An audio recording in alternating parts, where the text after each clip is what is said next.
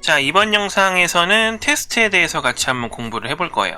이 지난 영상 두 편에서는 조금 쉽거나 잘 안 나오는 부분이라서 챕터를 합쳐서 영상을 만들었는데, 오늘부터는 한 섹션 좀 중요한 부분이거든요. 그래서 하나의 섹션만 꼼꼼하게 또 천천히 같이 한번 보도록 하겠습니다.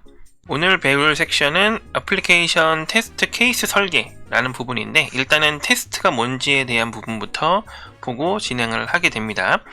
자, 소프트웨어 테스트는 이 소프트웨어에 요구되는 기능이나 성능 이런 것들을 만족하는지 확인을 하고 검증을 하는 이런 과정을 테스트라고 이야기를 하고, 이 과정을 디버깅이라고 하는데, 디버깅이 뭐냐, 잠재된 오류나 결함을 발견하고 그거를 해결하는 이 과정을 이야기합니다. 테스트를 많이 할수록 잠재된 오류는 점점 줄어들겠지만, 아무리 테스트를 많이 해도 모든 결함을 없애는 완벽한 테스트는 불가능하기 때문에, 자, 요걸 항상 생각을 하고 있어야 돼요. 그래서 우리는 이런 결함을 어느 정도 선까지 용인할 건지 그런 부분을 생각하고 테스트 기준을 맞춘다, 이렇게 생각을 하시면 되겠습니다. 자, 그리고 소프트웨어 테스트의 기본 원칙 4가지 나와 있는데, 이거 문제 자주 나옵니다. 낚시의 법칙은 특정 위치에서 많은 결함이 발생한다. 요거랑 비슷한 게 파레토의 법칙이라는 게 있어요. 이게 8대2의 법칙인데, 결함의 80% 정도는 20%의 기능에 집중되어 있다. 이렇게 항상 8대2를 생각해서 고민을 해주시면 됩니다. 이게 파레토의 법칙이고요. 다음엔 살충제 패러독스라고 해서 동일한 테스트를 계속 진행을 하게 되면 당연히 새로운 결함을 발견하지 못해요. 그래서 테스트 케이스, 이거 나중에 공부를 할 거예요. 이런 것들을 변경해 주거나 하여튼 다른 방식의 테스트를 해봐야지 새로운 오류를 이제 발견할 수 있다, 그런 이야기를 하는 거고, 그리고 오류 부재의 궤변이라고 되어 있죠. 자, 오류 부재, 그러니까 말 그대로 오류가 없다는 뜻인데, 결함이 없다, 오류가 없어도 요구사항을 만족하지 못하면 그거는 품질 좋은 소프트웨어라고 할 수가 없다. 요거까지 해서 4가지 원칙을 기억을 하고 계시면 좋습니다. 자, 그 다음에 소프트웨어 테스트 절차가 나와 있어요. 요거는 테스트 챕터를 공부를 쭉 하게 되면은 자연스럽게 익히게 될 순서이기 때문에 가볍게 보고 넘어가시면 됩니다.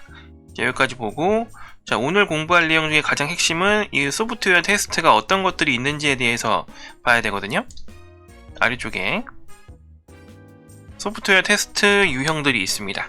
자, 일단 정적 테스트, 동적 테스트를 먼저 서로 봐야 되는데, 소프트웨어를 실행을 하냐, 실행을 하지 않냐, 그 2가지를 보는 겁니다. 그래서 실행 없이 가만히 있는 소프트웨어를 테스트 분석하는 걸 정적이라고 하고요. 그 다음에 동적은 이 소프트웨어가 돌아가고 있는 거예요. 실행 중인 거예요. 그래서 동적, 이렇게 구분하시면 됩니다. 그래서 정적 테스트는 코드 구조를 분석하는 느낌으로 하는 거고, 종류가 인스펙션과 동료 검토와 워크스루 이렇게 있는데, 요거 요구공학에서 우리가 배운 거죠. 자, 요거 클릭하시면은 실제 요구공학 섹션으로 넘어가서 요 3가지가 각각 뭐였는지 확인할 수 있습니다. 클릭해서 여러분들 확인해 주시면 돼요, 기억이 안 난다면. 다음은 동적 테스트. 자, 요거는 실행을 해서 그 실행 결과에 대한 부분을 가지고 분석을 하는 화이트박스, 블랙박스 이런 것들이 있는데, 이 화이트박스, 블랙박스도 아래쪽에서 조금 더 자세하게 배울 겁니다. 어쨌든 이런 것들이 있고요. 자, 그 다음에는 어떤 특정 목적을 기반으로 하는 테스트가 있습니다. 자, 요거는 요 왼쪽에 있는 단어들만 이해가 되면 특별하게 암기할 필요가 없어요. 자, 회복은 실패를 했을 때 정상적으로 복구할 수 있는지, 안전은 보안에 대한, 강도는 과부하, 성능은 알고 있는 그 개념이죠. 그 다음에 구조는 시스템 내부의 로직이라든지 복잡도, 이런 걸 테스트한다고 써있고, 그래서 이런 것들은 사실 왼쪽에 있는 단어만 대충 알고 있어도 구분이 되죠. 자, 여기 아래쪽에 회귀랑 병행만 조금 조심하시면 돼요. 자, 회귀는 어떤 코드를 변경을 했어요. 그러면 그거에 대한 테스트를 다시 진행하는 거죠. 이걸 회귀라고 합니다. 그래서 원래 ABCD 순서로 테스트를 진행을 했었는데 프로그램을 한번 바꿨어요. 그럼 다시 또 ABCD 테스트를 진행을 해본다, 이렇게 생각을 하시면 되고요. 그 다음에 이 병행은 2 이상의 시스템에 동일한 테스트를 수행하는 거예요. 자, 이것도 약간 다른 부분이 있죠. 그래서 요거까지 해서 목적 기반 테스트가 있다, 이렇게 보면 될 것 같습니다. 자, 그리고 그 아래에 이제 화이트박스와 블랙박스가 나와 있는데, 문제 진짜 자주 나옵니다. 자, 한번 볼게요. 자, 화이트박스 테스트 기법은 코드 내부의 로직을 검증하는 거예요. 그래서 코드를 검증하는 거니까 정적이다, 이게 아니에요. 실제로 작동을 시켜보는 건데 코드 내부의 로직을 검증하기 위한 이제 실행이다, 이렇게 생각을 하시면 됩니다. 그래서 요거는 개발자 관점에서, 무조건 개발자가 테스트를 하는 건 아닌데 개발자의 관점에서 테스트를 한다, 이렇게 생각을 하시면 되고, 그래서 이거는 검증에 해당합니다. 그래서 이제 베리피케이션이라고 되어 있죠. 검증. 그래서 검증은 내가 계획대로 설계대로 올바르게 개발을 했나를 본다고 생각하시면 돼요. 어쨌든 그래서 기초 경로 테스트가 있습니다. 소스 코드를 기반으로 흐름도를 작성한 다음에 그 흐름도가 얼마나 복잡한지를 체크하는 건데, 그 기준이 여기 아래쪽에 공식으로 나와 있습니다. 그래서 이 공식을 통해서 복잡도를 계산해낼 수 있어야겠죠. 그렇게 보고, 그 다음에 제어 구조 테스트도 있는데요. 요거는 소스 코드의 제어 구조, 여기 조건, 반복, 그 다음에 데이터 흐름, 뭐 변수 지정이라든지 그런 것들 있잖아요. 그런 것들에 대한 테스트도 할 수 있다 해서 이렇게 총 4가지가 있다 라고 생각을 해주시면 되겠습니다. 자, 그 다음은 블랙박스 테스트인데요. 블랙박스는 입출력값, 프로그램을 실행해서 뭔가 기능 실행을 하게 되면은 어떤 데이터를 입력하거나 그러면 결과가 나오잖아요. 그 결과를 통해서 이제 기능이라든지 동작이 잘못된 부분이 있는지 확인을 하는 겁니다. 자, 이거는 말 그대로 결과값을 확인한다 라는 느낌이기 때문에 이거는 베리피케이션이 아니라 발리데이션이라고 되어 있죠. 자, 이렇게 요거는 사용자 관점이에요. 그래서 실제로 요구사항을 제대로 이제 구현이 됐는지 그런 것들을 확인한다는 느낌으로 보시면 될 것 같습니다. 그래서 종류가 여기도 5가지 정도가 있습니다.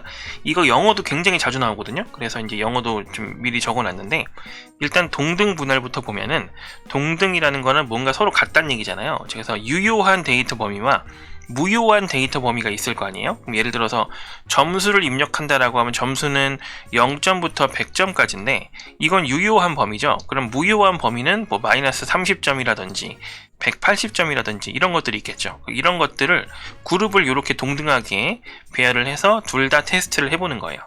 요게 이제 동등 분할이고요.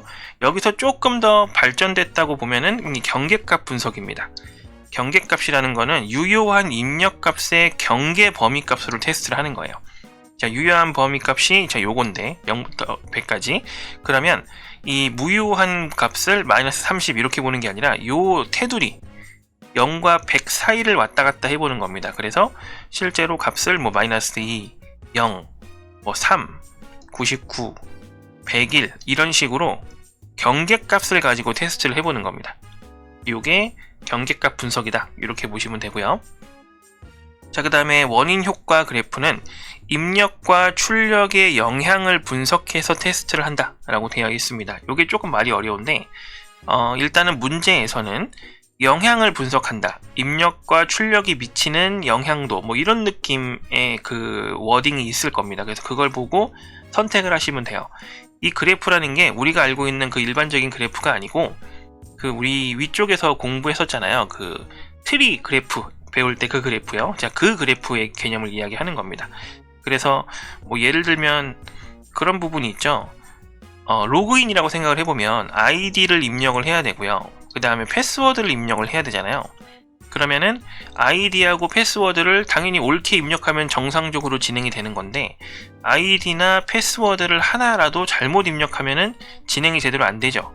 그러면은 그런 영향을 말하는 겁니다. 그래서 아이디를 잘못 입력했을 때 어떻게 되고, 패스워드를 잘못 입력했을 때 어떻게 되고, 또는 이제 둘 다 잘못 입력했을 때 어떻게 되고, 그런 영향이 있잖아요. 로그인 실패, 로그인 성공, 뭐 여러 가지 그런 것들을 다 이제 고려를 해서 그러면은 이런 식으로 테스트를 진행하면 되겠다, 이렇게 이제 그래프를 보고 판단을 한다, 뭐 그런 이야기입니다. 그래서 뭐 그런 느낌으로 보시는 건데, 제가 이해를 도와드리기 위해서 설명을 한 거고, 중요한 건 뭔가 영향을 끼친다라는 워딩이 나온다는 거예요. 자, 그렇게 보시면 되고, 자, 그 다음에 오류 예측은 말 그대로 예측이죠. 경험이나 감각에 의존해서 테스트하는 거를 오류 예측이라고 하고요. 그 다음에 비교는 다양한 버전의 프로그램에 동일한 테스트를 진행을 하는 걸 비교라고 이야기합니다. 여기까지 해서 블랙박스 테스트 기법들이 있다, 이렇게 생각을 해주시면 돼요. 자, 그 다음은 아까 같이 배운다고 했던 테스트 케이스죠. 여러분들이 물론 책을 읽고 오시면 제일 좋은데 혹시나 읽었어도 까먹었을 수도 있으니까 이제 계속 반복해서 말씀을 드립니다. 자, 테스트 케이스는 테스트 입력값, 테스트를 위한 입력값과 그 다음에 실행 조건, 기대 결과 이런 것들로 구성되어 있는 것들을 테스트 케이스라고 이야기를 해요. 그래서 이 테스트 케이스대로 테스트를 진행한다 이렇게 생각을 하시면 됩니다. 자, 일단 작성 절차 나와 있는데 이게 문제로 나온 적은 없어요. 그냥 가볍게 보고 넘어가시면 될 것 같은데 일단은 계획을 검토하고요. 테스트를 위한 자료를 확보하고요. 그 다음에 이 테스트를 통해서 어떤 위험이 이제 생길지, 이 위험이라는 게 뭐 엄청난 위험을 얘기하는 건 아니고 입력을 했을 때 생길 수 있는 뭐 버그라든지 오류라든지 그런 것들 있잖아요. 그런 것들, 그리고 이제 테스트를 어떤 식으로 먼저 진행을 할 건지에 대한 우선순위, 그리고 요구사항 정의를 합니다. 요구사항이라는 거는 내가 이 테스트를 통해서 이제 만족시킬 수 있는 요구사항들이 뭐가 있는지 이렇게 생각하시면 조금 편하고요. 그 다음에 구조 설계, 테스트 방법을 어떻게 할 건지, 위에 테스트 종류 되게 많았잖아요. 그 다음에 테스트 케이스를 최종적으로 정의하고 그 테스트 케이스가 이제 뭐라 그럴까요? 올바르게 정리가 됐는지, 뭐 정의가 됐는지를 체크하고 아니면은 이제 좀 수정하고 이런 것들을 이제 마지막에 진행을 한다 라는 거죠. 자, 요거 문제로 나온 적은 없어요. 다시 말씀드리지만 그래서 가볍게 보고 이런 이제 까다로운 절차를 진행하는구나 이렇게 생각하시면 됩니다.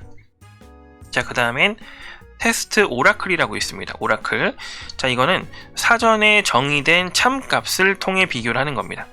그래서 기대 결과가 아니라 이미 이런 값이 나와야 돼 라고 이미 정의가 내려진 거예요.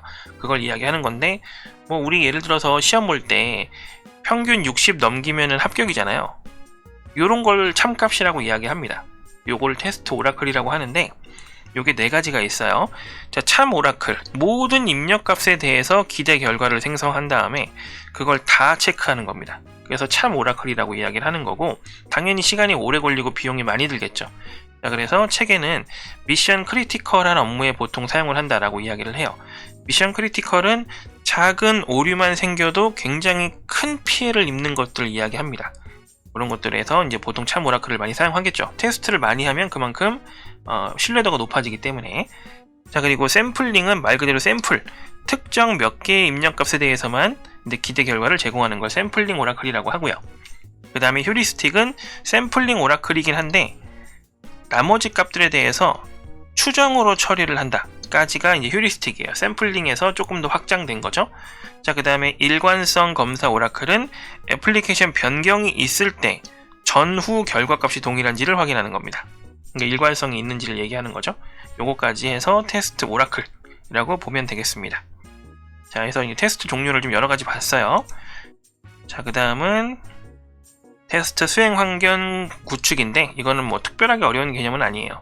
일단 당연히 작동될 환경과 유사한 환경을 구축한다 라고 되어 있죠.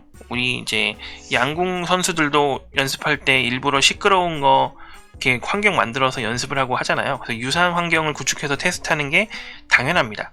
그래서 요거는 뭐 특별하게 암기할 부분까지는 아니고요. 물리적 환경 구축이 어려운 경우에는 가상으로라도 이제 환경을 구축해서 테스트를 해야 된다라고 써 있는 부분이고요.